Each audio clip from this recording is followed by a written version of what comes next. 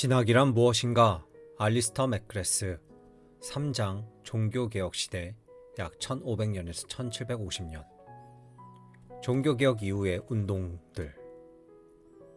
프로테스탄트와 카톨릭 양쪽의 종교개혁은 뒤이어 신학을 강화하는 기간으로 이어졌다. 루터파와 개혁파의 프로테스탄트니즘에서는 교리를 정의하고 그 표준을 정하는 일을 중요하게 여긴 정통주의 시대가 열렸다. 청교도주의는 이렇게 교리를 강조하는 흐름에 공감하기도 했으나 그보다는 영적이고 목회적인 적용을 더 강조하였다. 이와는 달리 경건주의는 교리를 강조하는 데 반감을 품었으며 교리적 정통성에 대한 강조가 신자들에게 필요한 활기찬 신앙을 가려버린다고 여겼다. 트리엔트 공의회 이후의 카톨릭주의에서는 프로테스탄티즘은 혁신적인 것이며 그러므로 이단적 교설이라고 주장하면서 카톨릭 전통의 연속성을 한층 더 강조하였다. 카톨릭주의의 강화. 트리엔트 공의회에서 카톨릭교회는 종교개혁에 대한 태도를 명확히 밝혔다. 이 공의회가 나온 주요한 결과는 다음과 같이 요약할 수 있다. 첫째, 공의회는 애초에 종교개혁이 일어나는데 적지 않은 원인으로 작용했던 교회 내의 문제점들을 개선했다. 교회 내의 부패와 폐해를 차단하기 위한 조치들이 취해졌다. 둘째, 공의회는 종교개혁으로 인해 논쟁거리가 된 기독교 신앙의 핵심 주제들에 대해 카톨릭의 체계적인 가르침을 확정했다.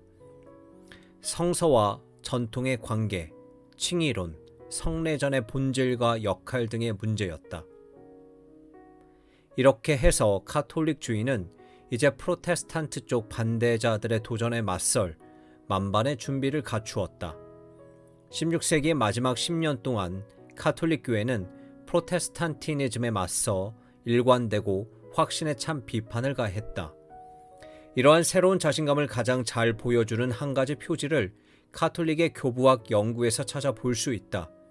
프로테스탄트가 교부 시대에 호소했던 것은 처음에 매우 효과가 있어서 16세기 중반의 카톨릭 학자들 가운데는 아우구스티누스 같은 교부 사상가들이 실제로 프로테스탄트의 원조였다고 생각하는 이들도 있었다. 그러나 16세기 후반 30여 년 사이에 카톨릭 학자들은 교부 사상가들과 자신들의 연속성을 지닌다는 점을 점차 확신하게 되었다. 이러한 연속성을 밝혀낸 가장 중요한 저술이 마르그랭 드 라 비뉴가 1575년에 이절판으로 펴낸 8권짜리 교부 청서다. 이어서 앙투앙, 아르노와 같은 이들도 저술 활동을 통해 크게 기여하였다. 이처럼 새롭게 카톨릭 전통의 연속성을 확신하게 됨으로써 카톨릭 교회의 가르침이 불변성을 지닌다는 점을 더욱 분명하게 강조할 수 있었다. 자크 베니뉴 보시에는 자신의 책 프로테스탄트 교회 변동사에서 교회 가르침은 시대가 흘러도 변하지 않고 동일하다고 주장하였다. 사도들은 자기 계승자들에게 확정된 진리 체계를 전해주었으며 이 진리 체계는 세대를 이어가면서 보존되어야 한다. 그러나 프로테스탄트 사람들은 혁신적인 것을 끌어들이거나 교회의 핵심적인 가르침의 일부를 부정함으로써 그 가르침에서 이탈했다. 따라서 그들은 전통으로 인정받을 권리를 상실했다. 교회 가르침은 언제나 동일하다. 복음은 결코 최초의 모습에서 달라질 수 없다. 따라서 만일 어떤 사람이 예전에는 신앙에 속하는 것이라고 보지 않던 것을 신앙에 속한다고 주장하면서 그것이 이단의 교설이요 전통과는 전혀 다른 것이다. 거짓 가르침이나 그와 관련된 주장을 분별하는 것은 어렵지 않다. 그런 것은 언제나 새로운 까닭에 고개를 내미는 순간 즉시 확인할 수 있다. 이렇게 해서 라틴어 구어 셈페르 아이뎀이 프로테스탄티즘에 맞서는 카톨릭의 반론에서 매우 중요한 요소가 되었다. 보시에가 볼 때 프로테스탄티즘은 하나의 혁신이며 그런 까닭에 이단에 속한다는 것을 어렵지 않게 입증할 수 있었다. 청교도주의. 16세기 후반에 영국에서 영어권 세계를 대표하는 유명한 신학이 등장했다. 청교도주의는 신앙의 경험적 측면과 목회적 측면을 특히 강조한 개혁파, 전통주의의 한 형태라고 보는 것이 가장 타당할 것이다. 대표적인 청교도 신학자들인 윌리엄 퍼킨스와 윌리엄 에임스는 존 오웬의 저술들은 분명 테오도르 베자의 영향을 크게 받았으며 특히 그리스도의 죽음에 의해 선택과 섭리 속에 나타난 하나님의 주권에 관한 그들의 주장에서 그 영향을 분명하게 확인할 수 있다. 근래 들어와 청교도주의의 목회 신학이 특별한 학문적 관심의 대상이 되고 있다. 17세기 초에 활동한 로렌스 체더턴, 존 도드, 아서 힐더샘 같은 인물들은 목회적 쟁점들에 초점을 맞추어 신학을 연구하는 데 관심이 있었다. 청교도의 목회 전통은 대체로 리처트 백서트의 사역과 저술들을 통해 정점에 도달한 것으로 평가된다. 백스터가 명성을 얻게 된 것은 부분적으로 그의 방대한 책인 기독교인을 위한 지침서 때문이었는데, 네 부분으로 이루어진 이 책은 신학의 비전을 기독교인의 일상적인 삶에 비추어 구체적으로 설명한다. 하지만 그의 목회 신학 저술 가운데 가장 탁월한 책은 청교도주의 시각에서 목회의 쟁점을 다룬 참된 목자라고 할 수 있다. 17세기 초 영국에서 청교도주의가 주요한 신학적, 정치적 세력이기는 했으나 이 운동의 가장 의미 있는 발전은 신세계에서 일어났다.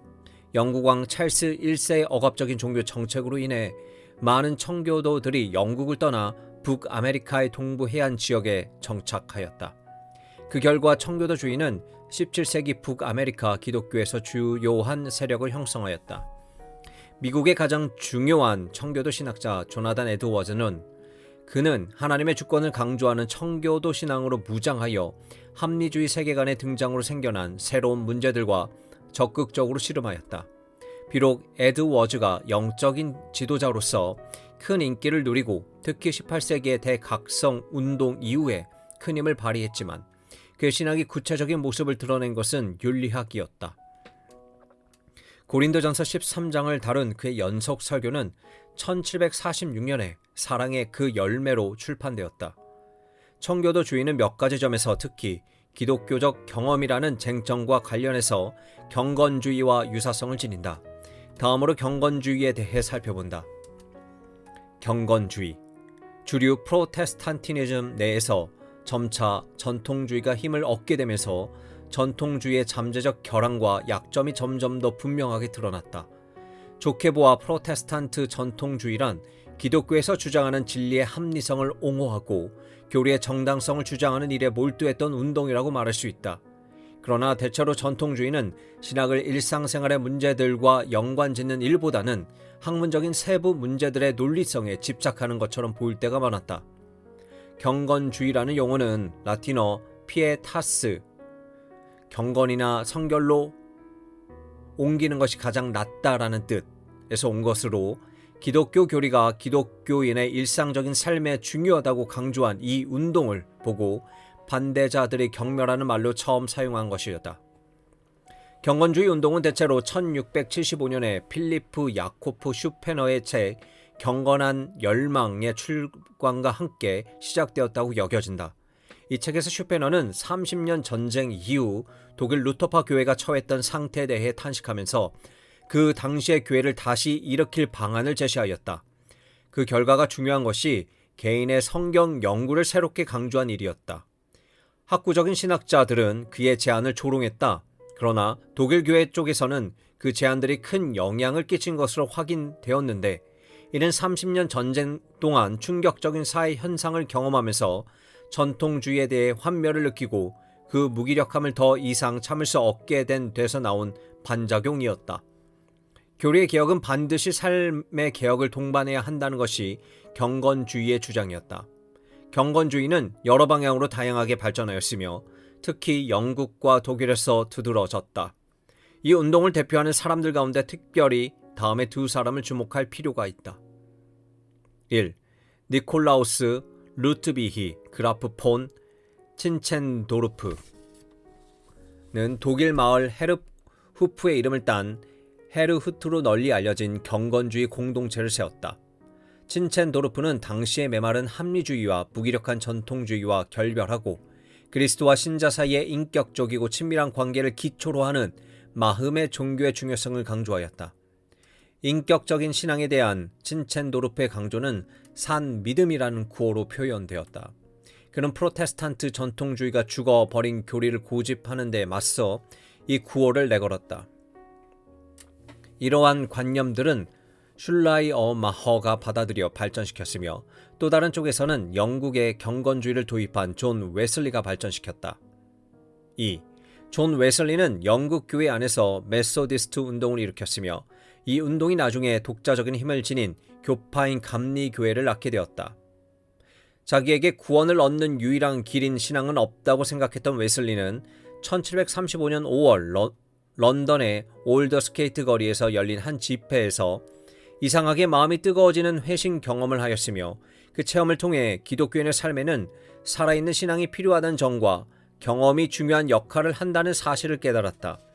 웨슬리가 기독교 신앙의 경험적 측면을 강조한 일은 그 당시 영국의 무기력했던 종교와는 분명하게 대조를 이루었으며 영국에서 주요한 종교 부흥을 낳게 되었다.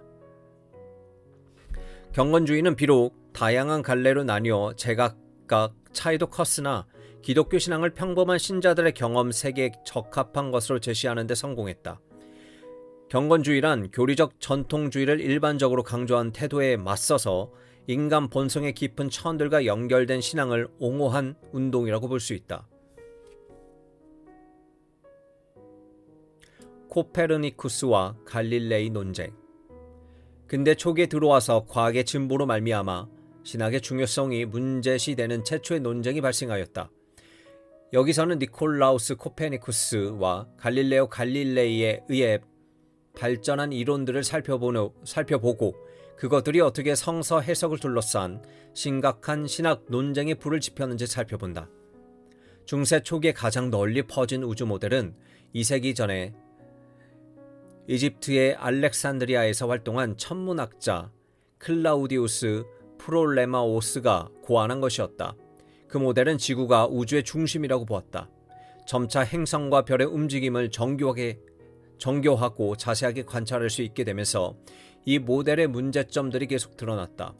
처음에는 추가로 주전 원을 덧붙이는 것으로 모순된 문제들을 해결할 수 있었지만 15세기 말에 이 모델은 너무 복잡하고 비대해져서 붕괴 직전에 이르렀다. 그렇다면 무엇이 중세기 동안 이 모델을 대체할 수 있었을까?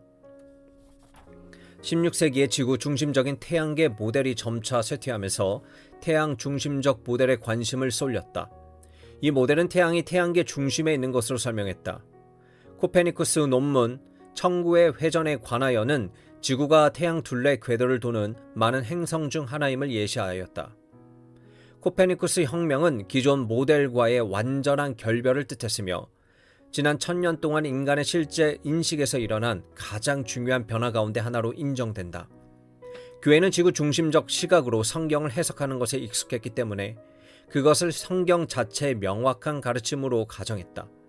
17세기 초 몇십 년 동안에 이탈리아에서 태양을 중심으로 삼는 태양계 모델을 둘러싸고 새로운 논쟁이 발생하였다.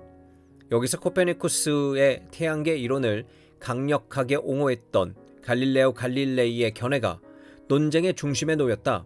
처음에 갈릴레오의 견해는 교회의 주류 진영 안에서의 고의적으로 수용되었다.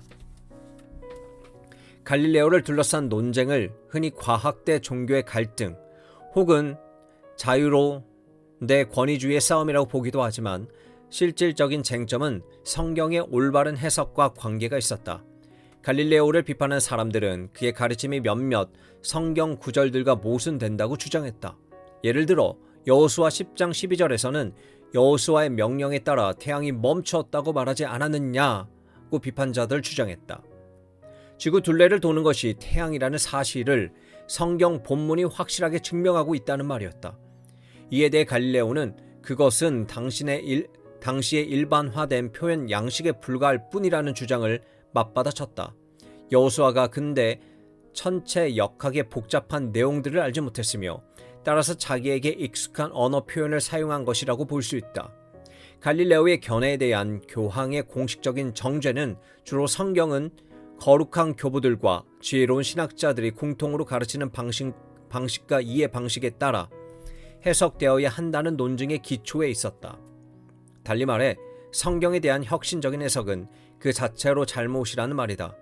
이렇게 해서 갈릴레오의 이론은 기독교 사상에서 전례가 없는 혁신적인 것으로 여겨져 배척당할 수밖에 없었다.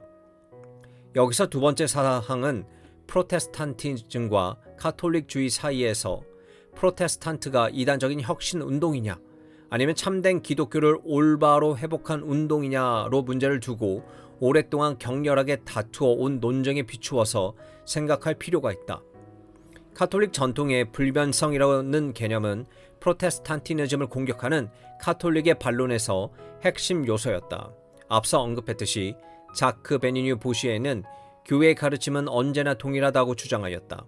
새로움은 이단의 표지였다. 그리고 그때 갈릴레오의 성경 해석은 혁신을 대표하는 것으로 여겨졌다. 당시에 매우 격양되고 정치적인 환경에서 갈릴레오의 견해는 불가피하게 새로운 저항에 부딪히게 되었다. 여기서 문제의 핵심은 신학적 혁신이라는 요소였다.